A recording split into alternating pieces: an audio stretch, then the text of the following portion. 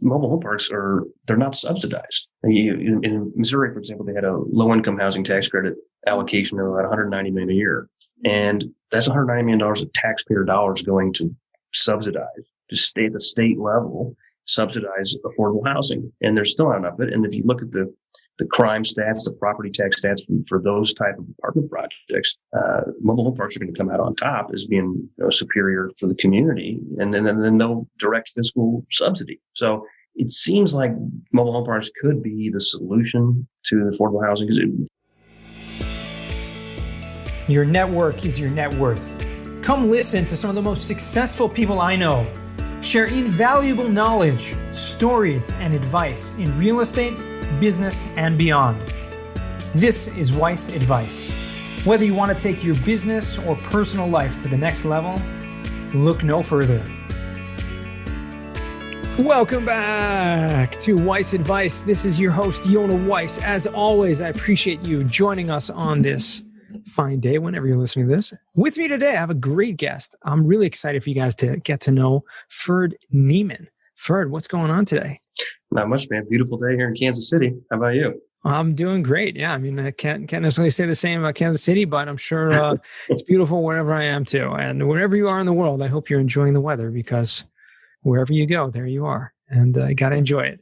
But Ferd, something interesting about you, you have a suffix to your name. And I just want to get into that, right? You're Ferd Niemann the Fourth. That's right. Ferd the Fourth. Yep. Old family name. It's short for Ferdinand. Ferdinand. German family name. And yeah, I love it. It's been interesting. I've had it my whole life, obviously. And they called me Ferdy when I was younger. Some of my high school friends still call me Ferdy. My dad was Ferd and Grandpa was Big Ferd. And I never met Ferd Sr. who passed before I was, but it's been good. That's amazing. And I think that has a lot to do with your company name as well. Is that correct? Yeah.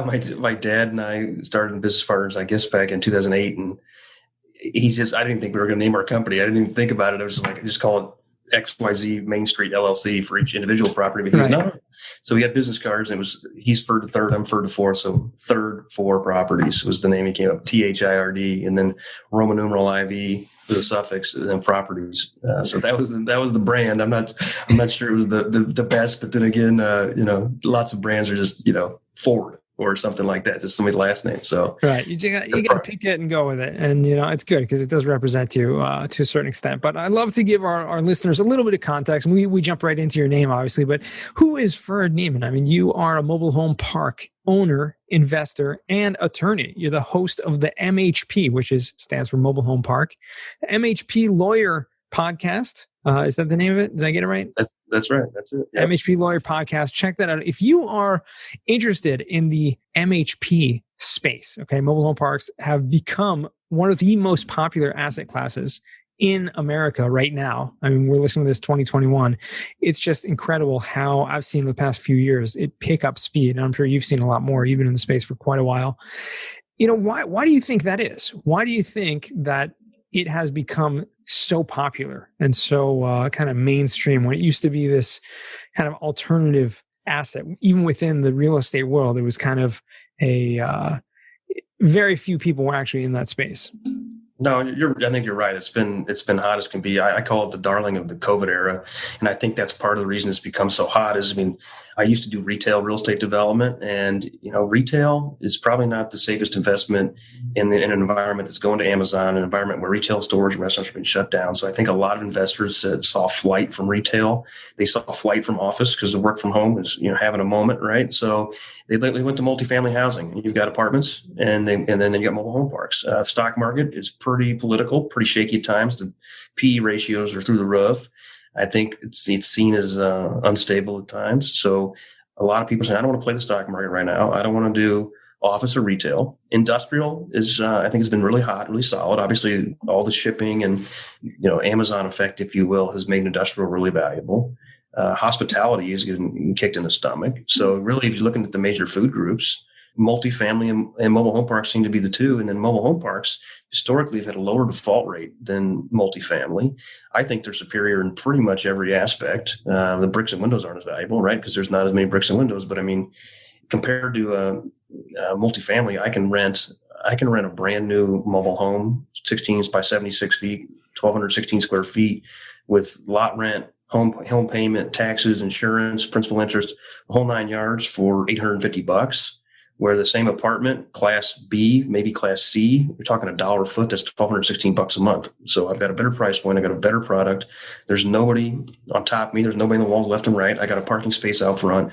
You can have a dog, a grill, and a patio in a nice neighborhood with a playground. I mean, the customers come in droves trying to get out of crappy apartments. So I think what that's led to is massive demand.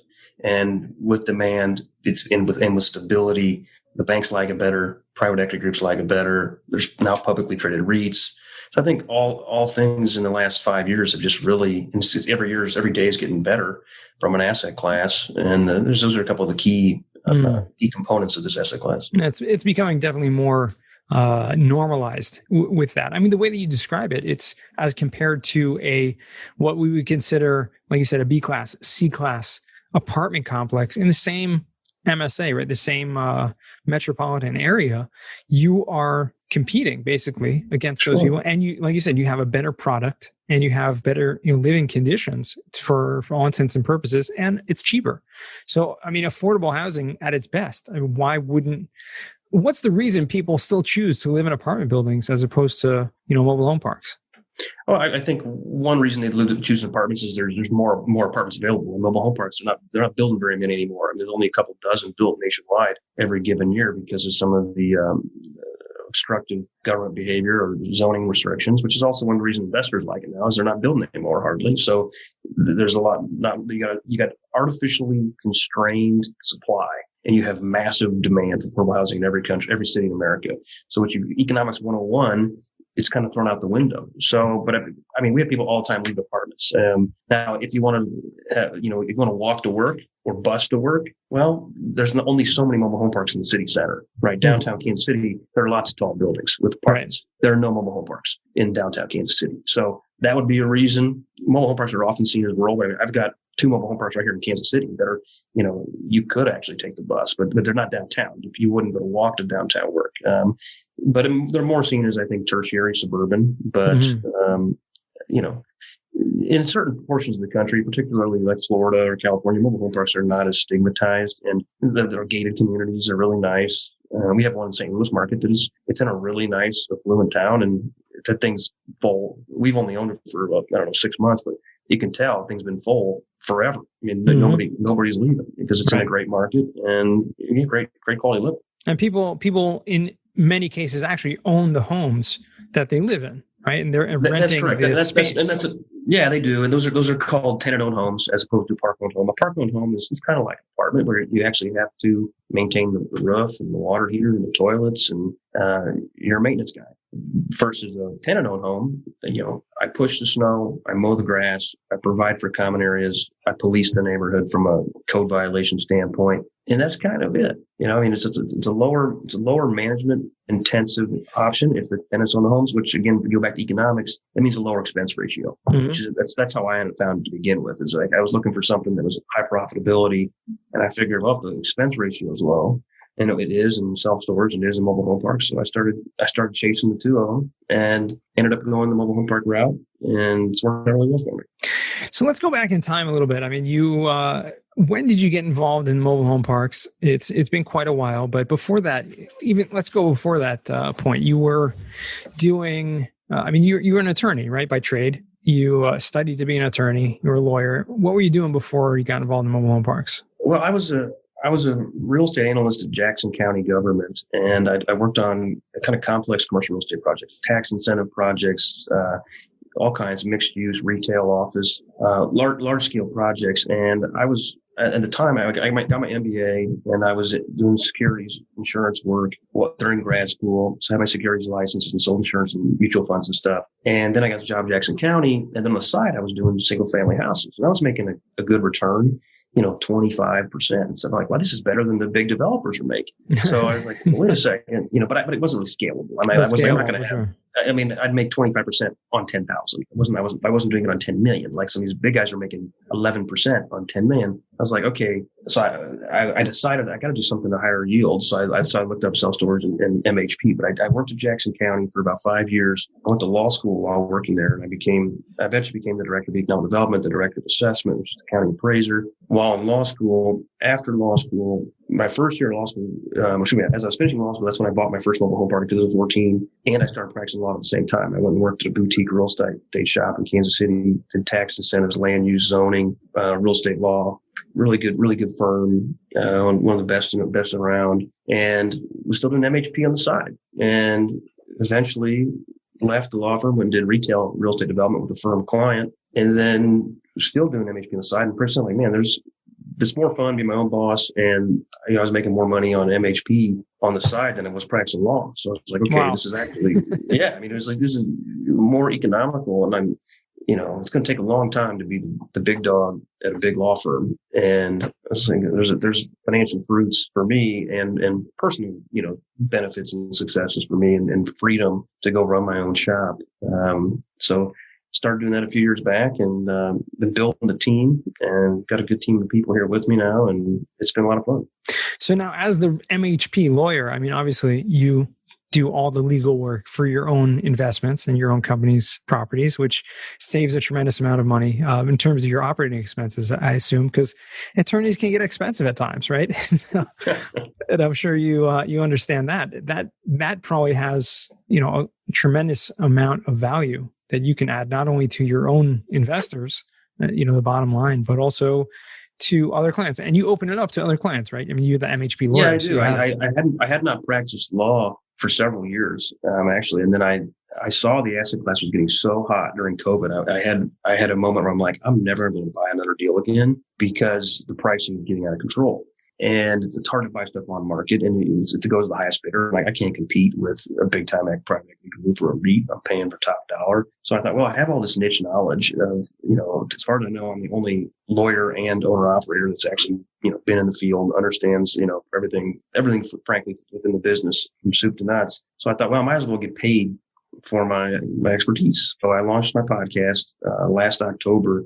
It's about 8 months ago, and it's just been blowing up. And thanks be to God, right? I don't even know now, 70 clients nationwide, wow. some big funds. I've hired several other attorneys to do a lot of the blocking and tackling, title work, contracts, leases, operating agreements, syndication stuff we do. And then I get involved in MHP specific stuff. There's a lot of MHP specific zoning matters, a lot of operational stuff. But those lawyers in my team have been able to help me on our own projects. I don't do the leases, and every time we go to a new state, we do new research on that state and do a state specific memo and lease packet. I'm not doing the lion's share of that work now. So it's been really good, been fun. But so we do it for both in-house and for hire. Obviously, we charge for the latter. Right. That's great. But it's fun. It's kind of running two companies. Both of them are going well. It's a lot of work. So I'm trying to build up more people on the team so I can get out of here for dinner on time. Right. A lot of it, I'm sure you're kind of automate some stuff and be able to get a lot of that online. But let me go back to something you were talking about before, and I know you have experience in this with your experience with the actual county, working for the county. And you mentioned that there is a huge demand, but they're not building in a lot of places. And you mentioned something about like kind of artificial blockage of development. Like, what's that about? Why doesn't the government in many locales, and I've heard this from other people as well, why doesn't the government want more mobile home parks being developed? Well, I mean, it's a little different for each municipality, but in general, there's been this stigma that these trailer parks are bad. If you watch TV shows like Cops, there's a disproportionate amount of film in the trailer park in the town. So there's a stigma that crime, drugs, uneducated problem people live in mobile home parks, which, the nomenclature is a trailer park, is a mobile home park, it's a manufactured housing community. The city will tell you, you can tell your banker, your investor, it's a manufactured housing community. Your customers consider it a mobile home park. If you Google, 90% of the Google clicks are mobile home park, but the city, they're going to call it a trailer park. So they don't like it. I mean, financially, from a direct fiscal impact, the property taxes are not that great on mobile home parks because most of the value is intangible personal property, which is goodwill and going concern. It's not taxed for ad valorem purposes. And then personal property. Some states don't have any personal property taxes on quote vehicles, which are the mobile homes. Some states do. And like I live in Missouri. Missouri has personal property tax, but it's not that much on a mobile home. So the city sees it as a low revenue generator. They see it as a stigma. And from a resources, most of the kids in the mobile home park are in the public school system. So they're requiring, and some of them are, lower socioeconomic status will have, there'll be an education gap. So they're going to slow down the class. The no student left behind is for some of these students, at least that's the stigma. And then a lot of the kids and families don't have health insurance. So they will go to the ER if they roll their ankle, and things like that. So I think that that's part of it. Now, I used to be city attorney for a couple cities. When I had my law firm, we did outside counsel for cities. And one city in particular, the mayor specifically told me, we have enough trailer parks in this town. We don't want any more. And I bought a park in that town. That's why I was talking to him. And he didn't want me to buy it. But I said, look, you're going to get me or you're going to get another out-of-state owner that's going to run it in the ground. It's going to be a mobile home park because that's its highest and best use in its location. And he gave me permission to bid on it and got it built, got it bought. And I'm actually doing a refinance with that park with Fannie Mae this month. And we've taken the occupancy from 22% to 95% in 2.5 years, which is a reflection of the massive demand. And it looks a lot better. And there are more property taxes. But to answer your question, it's largely just we don't need that. We don't need that kind of stuff in our town, is the attitude. Interesting. It's kind of a shame because, as we know, there's so much need for affordable housing. And I mean, granted, whenever you're going to have affordable housing, it's going, and especially when it's in certain locales, it's going to target lower socioeconomic clientele. That goes without saying. Whether it's an apartment building or it's a mobile home park, it doesn't really make a difference. The question is, how are we going about tackling this issue? I mean, it's a much bigger issue. There's such a demand for affordable housing, and it seems like it would be a great option, but I can understand where the city is. They're looking for how can they have revenue from taxes and other things. Right. I mean, and further, it's mobile home parks they're not subsidized. In Missouri, for example, they had a low income housing tax credit allocation of about $190 million a year.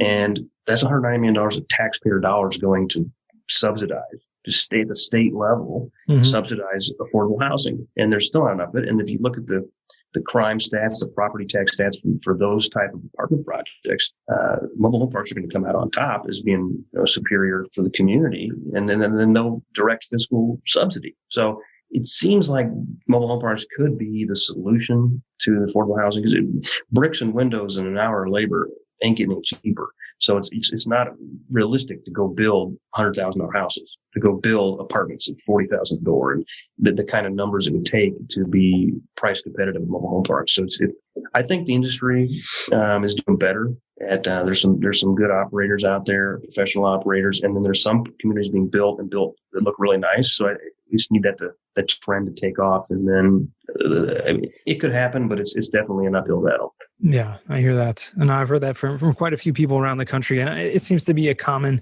theme among mobile home park investors. But it's good for you to a certain extent because, supply and demand, right? You own properties. They're going to go up in value as you're adding value to it, as you are increasing the value and refinancing, right? The government, from another perspective, right? The government agencies that are loaning you on the property see the value that you're creating through them. Exactly. It's definitely odd that it's such a dilemma right now, that, and not to mention just like the public civic duty of we have people that need housing they can afford. You know, people are house poor that are paying 50% of their gross income on rent. It's like that's not a sustainable model to get people, because those people are going to need other government services.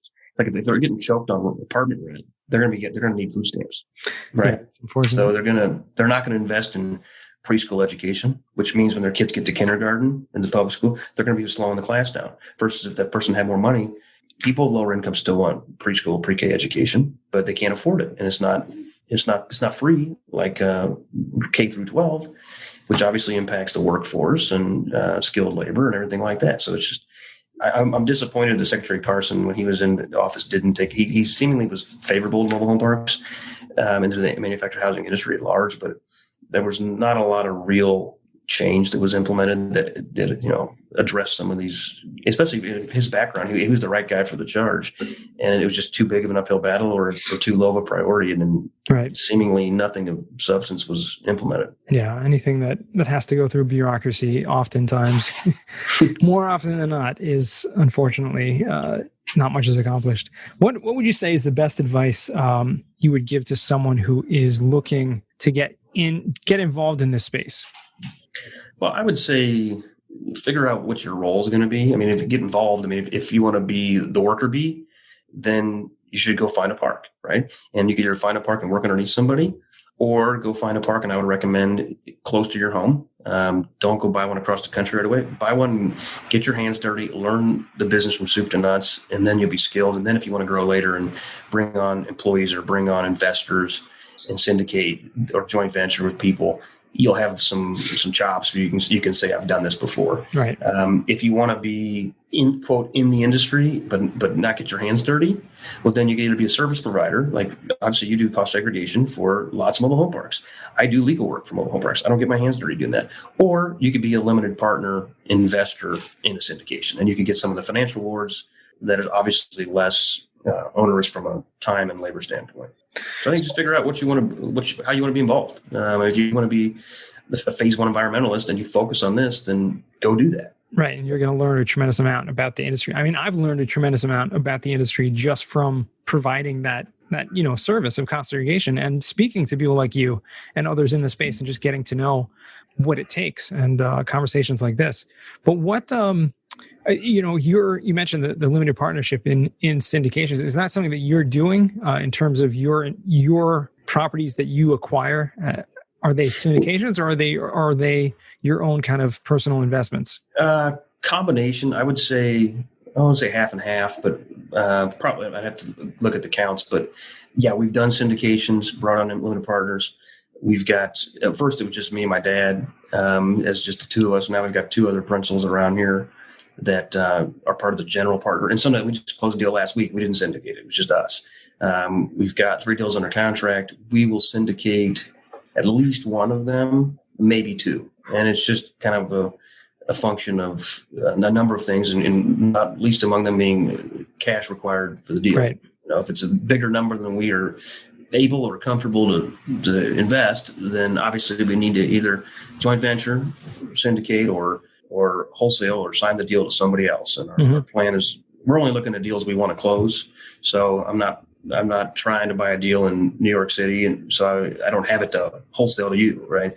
I'm trying to buy stuff in the Midwest, and if we find it and it's reasonable, makes sense economically, we'll buy it ourselves if it passes the due diligence muster. Right. Well, you probably have access to a lot of deals being an attorney. I know a lot of attorneys, and they usually have access to a lot of deals that way. Yeah, not as many as I'd like, but the one we did close last week was a client of mine. He couldn't get a loan on it because he's out of state and the deal has some hair on it. So he just said, "Hey, I can't get this bought.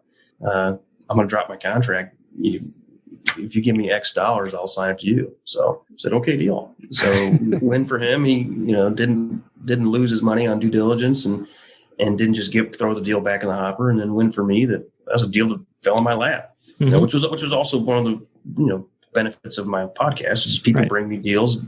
I've got investors from that. I've got legal work from that. I've got, some other opportunities in front of me. So awesome. It's been win-win-win. Awesome. That's a lot of fun. So, Ferd, I want to transition now to the last segment of our show we call the Final Four. So these are 4 questions I like to ask all my guests. And first question for you is, what's the worst job that you ever had?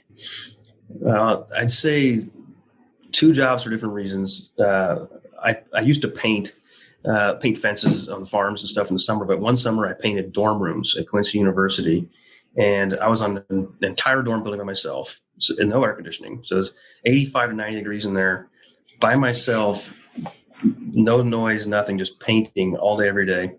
And like my second day on the job, I had to use some sort of like lacquer thinner to wipe the paint off the door frame, the metal door frames.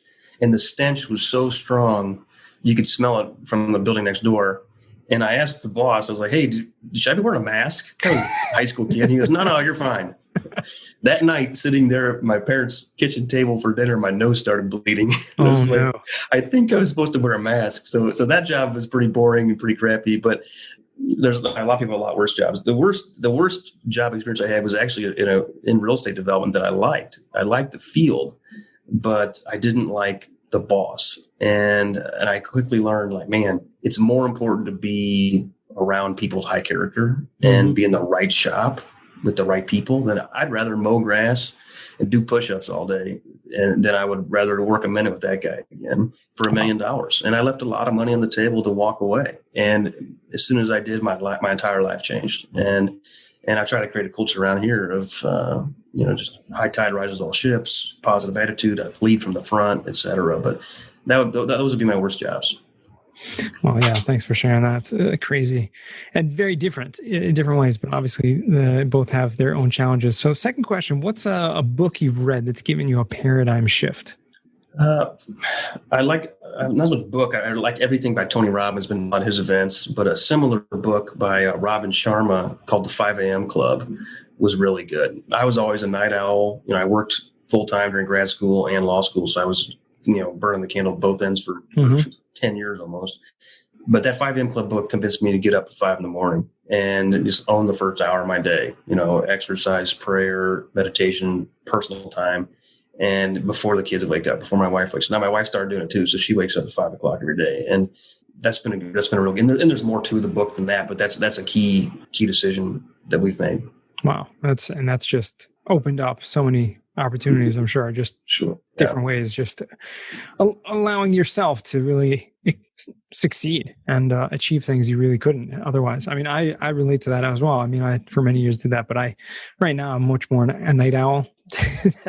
I get up a little bit late, but that's just because I burn the midnight oil to a high degree. So yeah, the problem is when you do both. That's what I've been doing for too long. But getting up earlier is nice, but yeah, still there's a lot of days where I go to bed and wake up on the same day. Right, exactly. So third question for you: what is a skill or talent that you would like to learn? I'd like to learn Spanish. I had a good opportunity when I was in college. My roommate, his name was Juan. He spoke Spanish. It was his first language. And I never asked him to teach me Spanish. I never tried. I never learned how to say much more than baño or cerveza. And two most important words for a college kid. Yeah. I mean, it was, I've been to Mexico and I'm like, those are the two words I need to remember. And yeah, I'd like to learn it with my kids and stuff. And, I've got a couple employees that are Hispanic that speak it. I got lots of residents that are Hispanic and speak Spanish. I'm like, why did I not learn that? So it's on the to-do list. Maybe one of these days, maybe this year I'll get to it. Well, there you go. Well, part of the reason why I asked that question is to challenge you to actually do it. So we're going to follow up on that. Circle back a year from now, ask me in Spanish.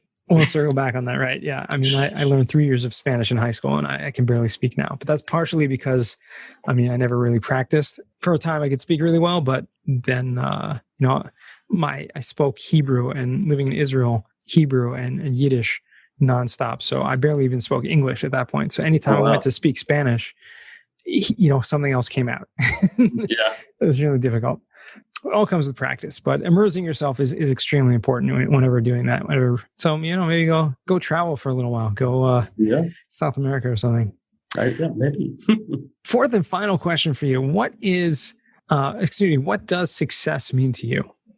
I knew you were going to ask me because I've heard your show before, right? So two answers, I think. Best secular answer, I think John Wooden has a great quote on that. It's something along the lines of success is the self-satisfaction and knowing you've become the best you can become with what you've been given. Mm-hmm. So it's just essentially reaching your whole potential. And then, spiritually, the answer is, to get to heaven, bring as many people with you as you can, right? What's the purpose of life? To know, love, and serve God in this life so you can spend time with him in the next. So that would be the ultimate success. So the combination of those two would be my answer. Well, there you go. I think they're quite noble and very, very right, apropos to who you are and what you do. So I appreciate that and all that you do, and continue continue putting out the good, word with the mobile home parks, giving a good light, spreading a good light on that. I know there are some people out there still giving a bad light to mobile home parks and affordable housing and other types of real estate. So it's always good to have good operators, good people doing the good thing. So I appreciate you and everything you're doing and wish you continued success. Thanks, John. I appreciate it. Yeah, and thanks for taking the time. And to our guests, not our guests, our listeners. Well, you're all guests to a certain extent because you're hanging out with us for a half an hour or so. I appreciate you. Thanks for coming and listening all the way to the end. And remember, the best advice comes only when you ask. Real quick, I have one question for you. Did you like this episode? If you did, I want to ask you a huge favor. See, the biggest thing that helps this podcast grow and that will spread this message to the whole world is that if you leave a review, a rating, and subscribe to the podcast. What that does is it basically tells the platforms that this podcast is out on is that you like my stuff and I'm doing something right. So take a few seconds out of your day, hit that subscribe button, leave a rating or review. I would be extremely grateful. Also, I want to hear from you guys. So I want to hear some feedback. If you have any questions for future episodes, please find me on LinkedIn. Send me a DM, a connection request, Yona Weiss, and I'd love to hear from you.